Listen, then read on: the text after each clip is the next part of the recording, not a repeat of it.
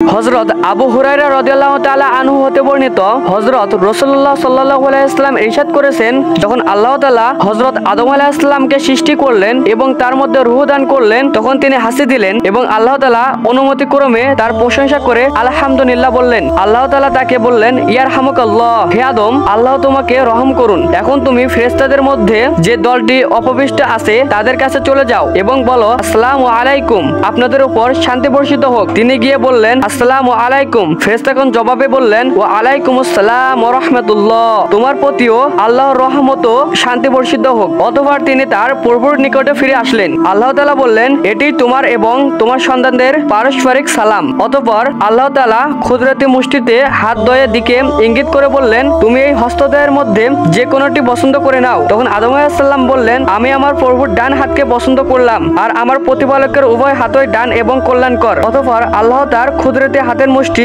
খুললেন। হাত খুলতেই দেখা গেল যে ও হাতে আদম আলাইহিস সালাম ও তার সন্তানগণ রয়েছে। তখন আদম আলাইহিস সালাম বললেন, হে আমার প্রতিপালক, এরা কারা? আল্লাহ তাআলা বললেন, এরা তোমার সন্তান। তখন দেখা গেল যে প্রত্যেক মানুষের আয়ুকাল তার দু চোখের মাঝে কপালে লেখা আছে। তাদের মাঝে উজ্জ্বলতম অথবা সকলের চেয়ে উজ্জ্বল একজন লোক রয়েছে। আদম আলাইহিস সালাম বললেন, হে প্রভু, এই ব্যক্তিকে? আল্লাহ বললেন, এই ব্যক্তি তোমার সন্তান দাউদ, আমি তার জন্য 40 বছর লিখেছি। আদম আলাইহিস সালাম বললেন, হে প্রভু, তার বয়স বৃদ্ধি করে দাও। আল্লাহ বললেন, আমি তো তার জন্য এটি লিপিবদ্ধ করেছি। এবার আদম আলাইহিস সালাম বললেন, আমি তাকে আমার বয়স 1000 হতে 60 বছর দান করলাম। আল্লাহ তাআলা বললেন, এটা তোমার খুশি। হযরত রাসূলুল্লাহ সাল্লাল্লাহু আলাইহি ওয়াসাল্লাম বললেন, যতদিন আল্লাহ তাআলার ইচ্ছা ছিল ততদিন তিনি আদম আলাইহিস সালাম বেহেশতে বসবাস করেন। অতঃপর তাকে বেহেশতে হতে পৃথিবীতে নামিয়ে দেওয়া হলো। আদম আলাইহিস সালাম তার বয়স গণনা করতে লাগলেন। অবশেষে তার আয়ুকাল 940 বছর অতিক্রম হওয়ার পর তার কাছে মৃত্যুর ফেরেশতা হযরত আজরাইল আলাইহিস সালাম এলেন। আদম আলাইহিস সালাম তাকে বললেন,